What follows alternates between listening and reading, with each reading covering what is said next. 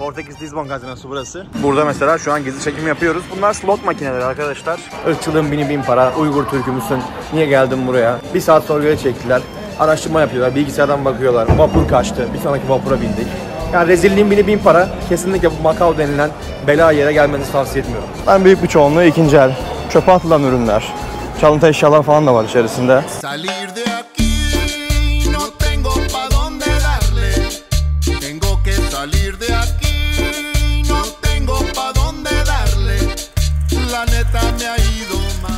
Efendim herkese selamlar. Yine özel bir bölümle karşınızdayım. Şu an evlerinize Macao'dan misafir oluyorum. Düşüyordum bu arada. Bugün sizlerle birlikte bir önceki bölümde söz verdiğimiz gibi Macao gece hayatı ve kumarhanelerini, kazinolarını inceleyeceğiz. Çok değişik ve ilginç bir bölüm olacak diye düşünüyorum. Videoya geçmeden önce bu kardeşiniz için yorum yapıp beğenip paylaşırsanız çok sevinirim. Çünkü ne kadar çok yorum beğeni gelirse o kadar çok motive olup o kadar çok içerik üretiriz. Ve o zaman ne diyoruz? Hayat Yollara prodüksiyon farkıyla Macao gece hayatı, kazinolar başlıyor.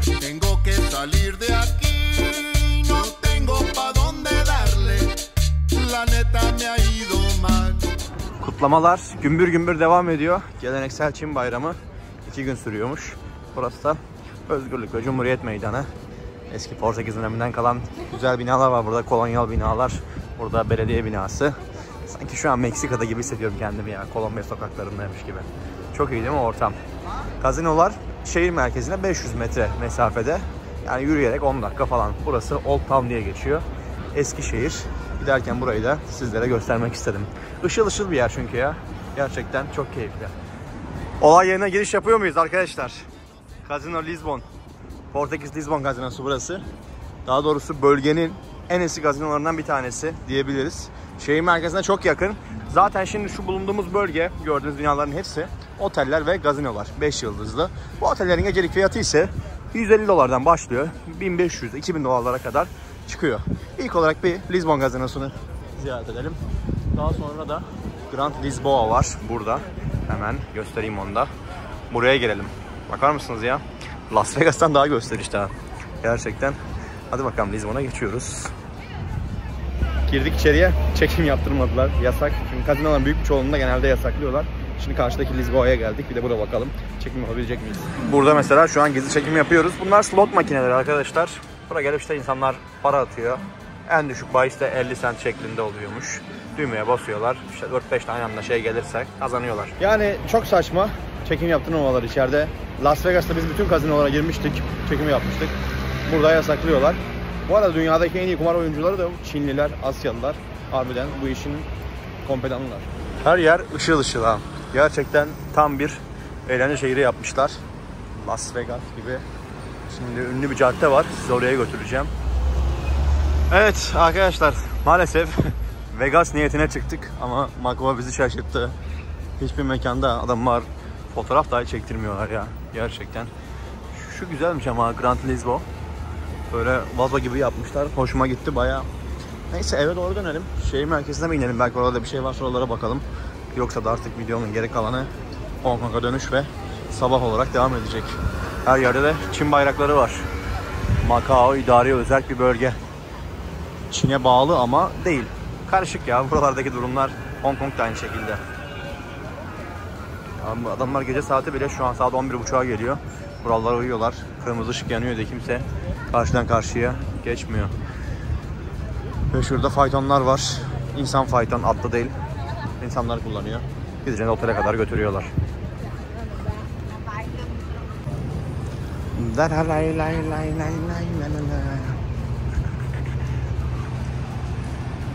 Şimdi sabah oldu. Tekrardan Hong Kong'a dönüş yaptık. Bir daha Macao'ya gidersem var ya, adım da ait değil. Kesinlikle önden bile geçmek istemiyorum. O rezil yerin. Ya böyle bir saçmalık olamaz. Ülkeye girerken ayrı bir dert. Bir önceki videoda izlediniz. Irkçılığın bini bin para. Uygur Türk'ü müsün? Niye geldin buraya? Bin bir türlü soru soruyor adam. Pasaportum dolu, yüzlerce mühür var. Hala ona rağmen bana almamak için elinden geleni yapıyor, diretiyor. Alttan sakinim de yani ters tepki vermiyorum. Çünkü ters tepki verirsem daha büyük sıkıntı yaşarsın. Çıkarken de yine aynı. Bir saat sorguya çektiler. Araştırma yapıyorlar, bilgisayardan bakıyorlar. Vapur kaçtı, bir sonraki vapura bindik. Yani rezilliğin bini bin para. Kesinlikle bu Macao denilen bela yere gelmenizi tavsiye etmiyorum. Evet arkadaşlar, şimdi sizi çok güzel bir yere getirdim. Hong Kong merkezdeyiz. Burası Sham Shui Po diye geçiyor. Bölgenin en büyük pazarlarından bir tanesi. Hem ikinci el pazarı hem çalıntı eşya pazarı. Aynı zamanda da böyle lokal yemeklerin satıldığı bir yer. Bugün burayı gezeceğiz. Pazar böyle. Özellikle böyle yol kenarına kuruyorlar hafta sonları. Sağlı sollu.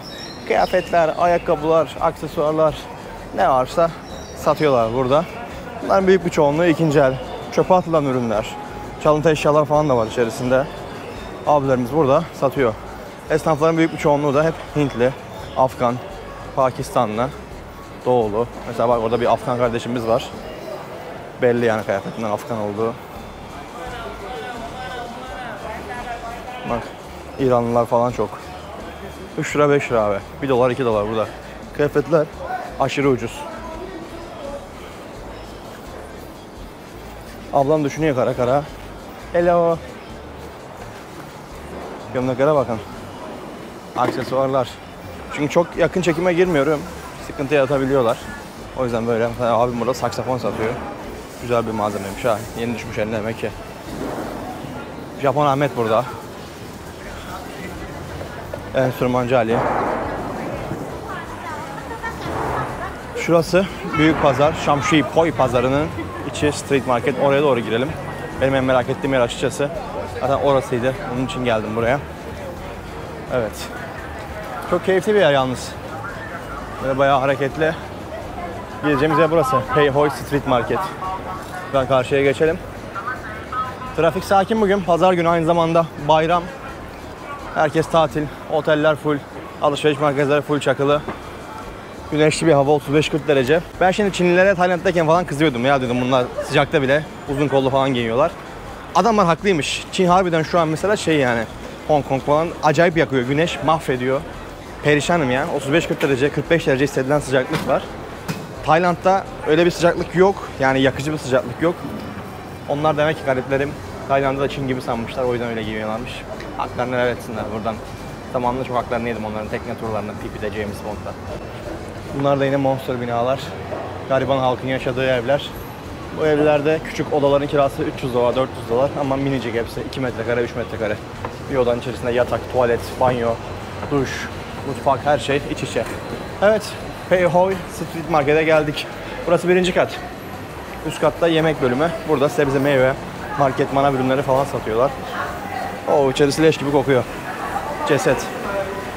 Canlı tavuklar var burada. Tavuk alacağınız zaman hemen burada kesip doğrayıp biçip tüylerini yolup veriyorlar. Hindi pazarı. Vay. Hello. Dondurulmuş ürünler. Burada hindi ayakları, bacaklar, kalp, yürek, böbrek, dalak her şey bulunuyor. Fiyatlar işte 50, 60, 70 Hong Kong doları. Bildiğimiz üzere 1 Amerikan doları 8 Hong Kong doları yapıyor. Yani 80 Hong Kong, 10 Amerikan. O şekilde hesaplayabiliriz fiyatları. Havucun kilosu 10 Hong Kong doları. 1 dolar 20 cent. Domates 12, 1,5 Amerikan yapar. Sebzeler bu arada çok güzel, çok kaliteli. Tezgahlar da pırıl pırıl. Bu konuda harbiden takdir ederim bu insanları. Birisi şey yazmıştı bir önceki videolarda, yorumlarda. Dünyadaki en güzel, temiz meyveleri ve sebzeleri Hong Kong'da görebilirsin diye. Hakikaten doğruymuş. Bakar mısınız reyonlara? Her yerlerde çöp mep olabilir ama pazar yeri olduğu için normaldir yani. Daim burada tavukçu. Yüreğini, böbreğini, ciğerini hepsini ayırmış tertemiz satıyor burada. Ayva. Tavuk but mesela kilosu 70 kağıt. 9 dolar. Hello. Pas vermiyor. Büyük bir çoğunluğu kameraları sevmiyor, nefret ediyor hatta kameralara. Bak tavukları üstüne koyuyor ablam. Tavuklar bağırıyor gariplerim. Hayattan koparıyorlar delicesine. Şunlar Çin marulları. Yapay marul. 6 kağıtmış paketi. 3 tanesi. O da 80 cent yapar. O yüreklere bak. Taşlıklar, maçlıklar.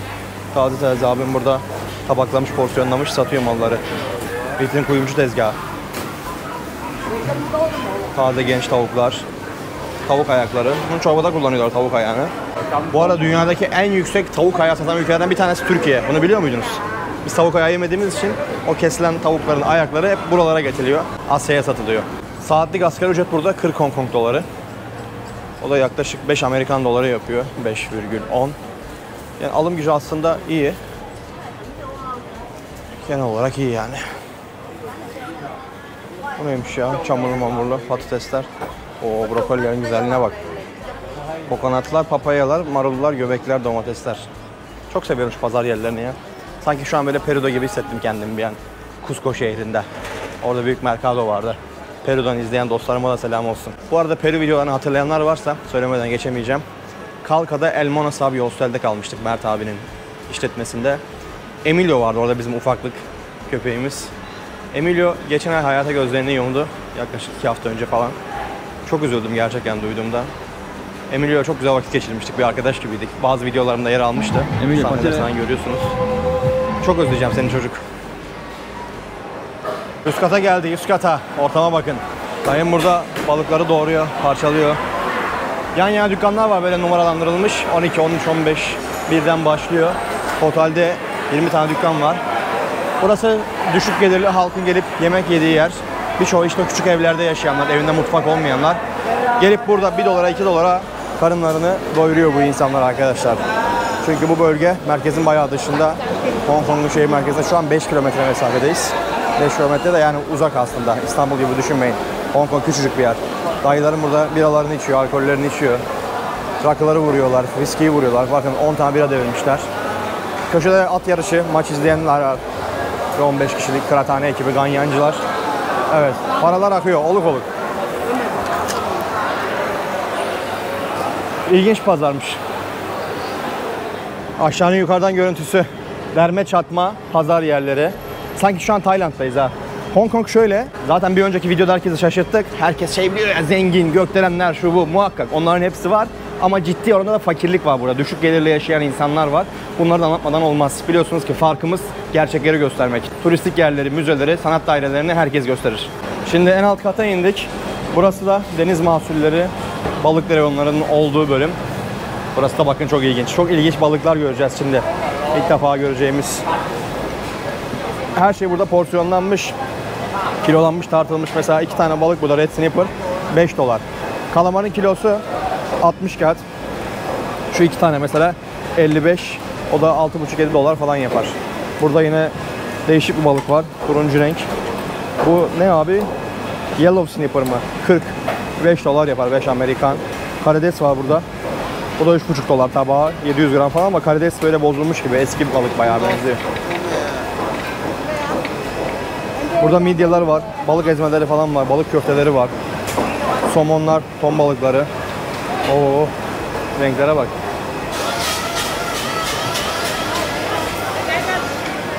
Canlı canlı ha, canlı canlı. Kerevitler, ıstakozlar, karidesler. Yengeçler daha oyun oynuyor. Çok iyi. Balıklar hep canlı. Bunların sen birçoğunu böyle canlı pişiriyorlar, yağ atıyorlar. Çok yaygın Çin bölgesinde bu gibi durumlar. Karidesler bile ölmemiş ya. Taze taze, hepsi yeni gelmişti arkadaşlar pazardan. Şurada güzel bir ahtapot görüyoruz. 150.000, 20 dolar civarında tanesi. Deniz mahsulleri, deniz mahsulleri. Oo. Tezgahlar pırıl pırıl ha. Mesela şu karidesin kilosu 11 dolar. 88 Hong Kong doları. Burada istiridyeler falan var. Güç verir, enerji verir. Yine burada ince midyeleri var. Ton balıkları. Oo, midyelere bakın, midyelere. Etli etli ha hepsi. Tam bunlar pilavlık, midye yapmalık yani. Bakın canlı canlı kesmişler balığı. Daha ciğerleri falan, organları hareket ediyor.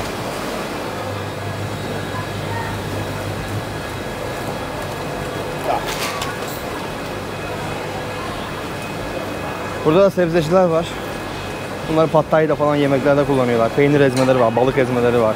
Burada köfteler var. Balık köfteleri, deniz mahsulleri köfteleri. Turistler çok geliyor bu arada buraya. Hong Kong'da gezilebilecek en güzel yerlerden bir tanesi. Turist aktivitesi. Ablam kamerayı gördü, yine ters ters baktı, böyle bir bakış attı bize. Kalbimizi yaktı adeta. Evet, çıkabiliriz hocam buradan da. 3 katlı bir pazar, mutlaka görmenizi tavsiye ederim gelirseniz eğer. Yani Hong Kong'a gelmenizi pek tavsiye etmem, bir şey yok ama oldu da geldiniz, burayı gezebilirsiniz. Boş bir ülke burası. Yani bir gün ayırsanız yeterli buraya, 24 saat. Her türlü ırkçılık var, sorun var. Türk pasaportunu gördüm, heriflerin sana tansiyonu fırlıyor. O yüzden çok tasvip etmiyorum. Şimdi her yerin mutlaka iyi güzel yerleri var ama gerçekleri de var abi. Ben gerçekleri söylemekten hiçbir zaman çekinmedim, çekinmiyorum da. Güney Kore'de de aynı sorunları yaşamıştık hatırlarsanız. Türk pasaportuna karşı ciddi durumlar var orada da. Meksika'da da aynı şekilde, Hong Kong'da da aynı şekilde. Türk pasaportunu gördüm, heriflerin tansiyon fırlıyor abi. Meyveci Dragon Ejder'in yeri burası. Çok güzel meyveler satıyor. Bak kasası orası. Kırmızı kova. Parayı onun içine dolduruyor ablam. Kovacak yer yok ki. Kova koymuş ha. Kovanın içine dolduruyor. Bakın paraları görüyor musunuz? Para basıyor çünkü böyle darphane gibi. Eskici pazarı. Burası iki arka sokak. Şuradan bir girelim bakalım. Hava acayip sıcak ya. Öğlen saatinde burada dışarı çıkmak akıl mantık işi değil. Ama sizler için değer arkadaşlar. No problem. 60 derece olsa da çıkarız. Dubai'de, Umman'da, Katar'da biliyorsunuz ne sıcaklarda çalıştık. Bize koymaz. Zaten şimdi çekimi bitirip gidip dinlenirim evde biraz. Sonra akşam bakacağız duruma göre. Belki bir bölüm daha çıkarabiliriz. Evet ördekçiler. Hiç sevmedim bu ördeği. Geçen gün denedim ben bunu. Çok yağlıydı. Hoşuma gitmedi. Değişik bir tadı vardı yani. Kamboçya'da yediğim daha güzeldi. Kamboçya'da böyle ızgarada yapıyorlardı. Şükrü Baba var, Şükrü Baba. Sihanoukville'de. Onunla beraber yemiştik sağ olsun, abimizi misafir etmişti. Çok güzeldi vallahi. Şükrü abimize de selam olsun. Yalnız iyi kalabalık var ha. Harbiden. Millet alışverişe buraya geliyor. Çünkü marketler falan aşırı pahalı. Biraz lokal yerler olduğu için kiralar düşük. Ondan dolayı ucuz oluyor. Fakiri zengini burada. Evet. Euro kazananlar, dolar kazananlar hepsi burada. Türk lirası kazanan kardeşimiz olarak da bizi semtte yerimizi aldık. Etler böyle açıkta satılıyor. Hava sıcaklığı 35-40 derece. Büyük ihtimal bakteri topluyordur burada diye düşünüyorum. Ya da pişiyordur işte bu sıcakta. Akşam pişirmenize gerek yok, direkt ekmeğin arasına koyun yiyin. Ya direkt yemeğin içine atın yani pişmiş yemeğin. Hijyen kuralları maalesef çok fazla dikkate alınmıyor burada. Hijyen konusunda benim en temiz gördüğüm yer Irak'ta arkadaşlar. Erbil'deki sokak yemekleri, tezgahlar, lokantalar, hala onların temizliğini unutamıyorum. Adamları takdir ederim. Kaç tane ülkeye gittik. Orası benim için birinci sırada. Kasaba Haydar Usta, ciğerci. Oo, leş gibi kokuyor ya. Burada da kızartmalık, zehirlenme garantili. Kötülü mü olursun bunları yersen ya. Gerçekten ağır tatlar. Hiç sevemedim buranın yemek kültürünü. Günlerdir McDonald's. Gözüme perde indi artık.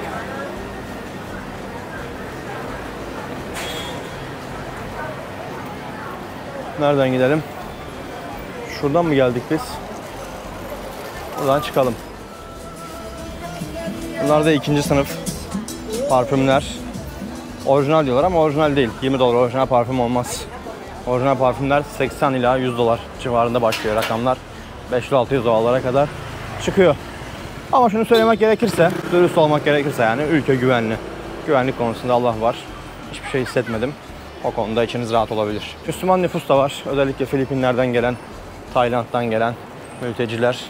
Onlar da şehir merkezinin 7-8 kilometre dışındaki bölgelerde yaşıyorlar. Düşük gelirli insanların yaşadığı bölgede. Bu arada aranızda hala kanala abone olmayanlar var. Sizden rica ediyorum. Alt tarafta böyle abone ol tuşu var. Abone ol'a tıklarsak çok sevinirim. Ayrıca hala bildirimleri açmadıysanız bildirimleri açmanız da sizin için iyi olur. Videolar yayınlandığında anında bildirim geliyor. Anında haberiniz oluyor. Ve bu sayede kaçırmamış oluyorsunuz gündemi. Pazar yerinden ayrıldık. Ana caddeye geldik tekrardan. Şu an Hong Kong'un Mong Kong mahallesindeyiz. Jordan bölgesi diye geçiyor burası. Şehir merkezine giden yol ve otobüslerin kullandığı cadde, gördüğümüz üzere bir önceki bölümlerde izlemiştik. Bakalım bu sokaklarda gezelim, biraz ilginç görüntülere rastlayalım.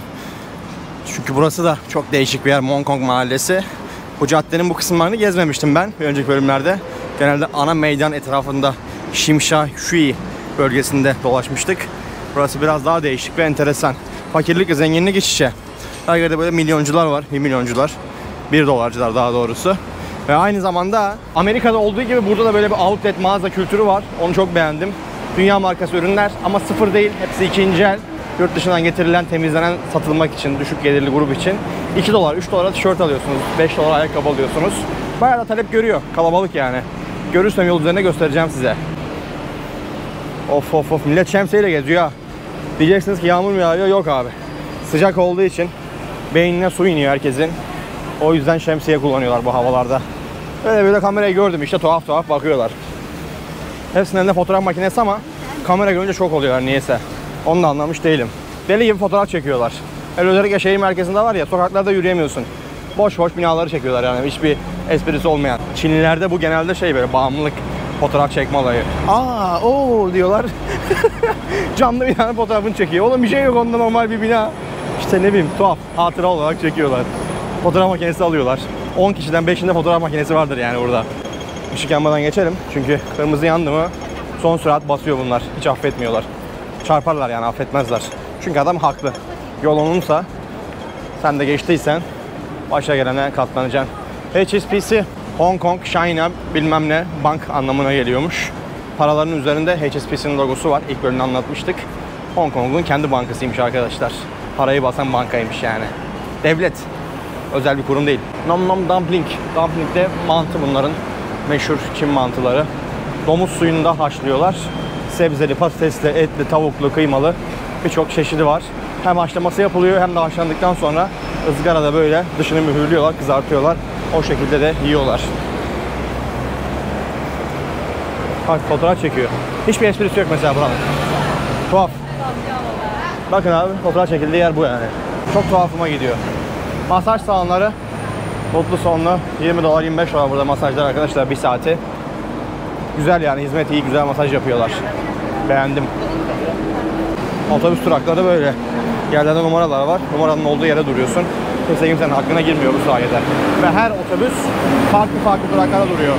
Burada mesela işte 12 tane otobüs geliyor. Numarası belli. İleridekinde yine 6 tane farklı otobüs geliyor. Bu da yığılmanın önüne geçmiş oluyor. Çünkü diğer türlü bizdeki gibi tek bir durağa koysalar hepsini, ciddi bir şekilde yığılma olur yani burada. Sokaklarda kimse yürüyemez. Tebrik ederim. Otobüslerde kart geçiyor. Kredi kartıyla binebiliyorsunuz. Fiyatlar gideceğiniz yere göre değişiyor. $1, $2, $3. Havalimanı altı $4 mesela. Metrolar da yine aynı şekilde değişiyor. $1'dan başlıyor. $3-4 kadar çıkabiliyor. Ama metroda kart geçtiğini görmedim, kredi kartı. Nakit para verip bilet alıyorsun. Böyle makineler var. Makinelerden. Sim kartı da 7-Eleven'dan alıyorsunuz. Şimdi bunları ilk videoda anlatıyorum ama bazı yeni gelen misafirlerimiz oluyor. İlk videoyu izlememiş olanlar. O yüzden burada tekrar üzerinden geçmek istiyorum. Hong Kong vizesiz bir şekilde gelebiliyorsunuz. Sim kartı da 7-Eleven'dan alabilirsiniz. 50 GB sim kart 32 Hong Kong doları. O da 4 Amerikan yapar. Teyzem, pazar yürüyüşüne mi çıktın teyzem? Evet, yeşil yandı, hemen geçelim. Kırmızıya takılmadan.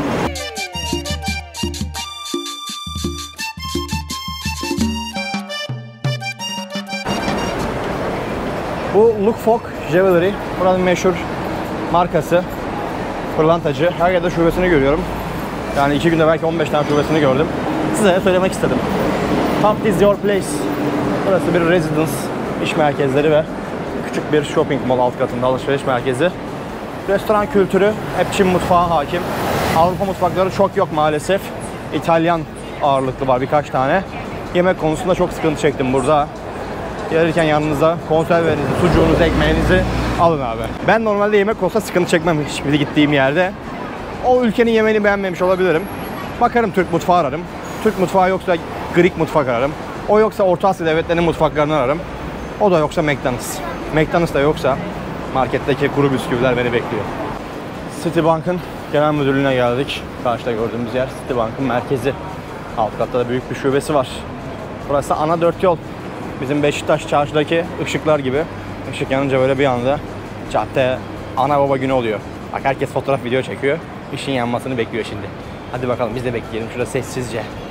Sessizce ağladım. Karşı taraf geçmeye başladı. Ateş! Devam edin. Ve bu tarafta geçmeye başladı. Biz de geçelim bu arkadaşlarla birlikte. Evet, bu videomuzda Hong Kong sokaklarından kapatalım o zaman. Buraya kadar izleyip değer verip vakit ayırdığınız için hepinize çok teşekkür ederim. Az çok demeyelim, boş geçmeyelim. Yorum yapıp beğeni paylaşırsanız çok sevinirim. Çünkü ne kadar çok yorum beğeni gelirse o kadar çok motive olup o kadar çok içerik üretiriz. Ve o zaman ne diyoruz? ITLO'da prodüksiyon bir bölümün daha sonuna geldi. Kendinize iyi bakın. Bir sonraki videoda görüşürüz. Hong Kong'dan herkese selamlar, saygılar, sevgiler.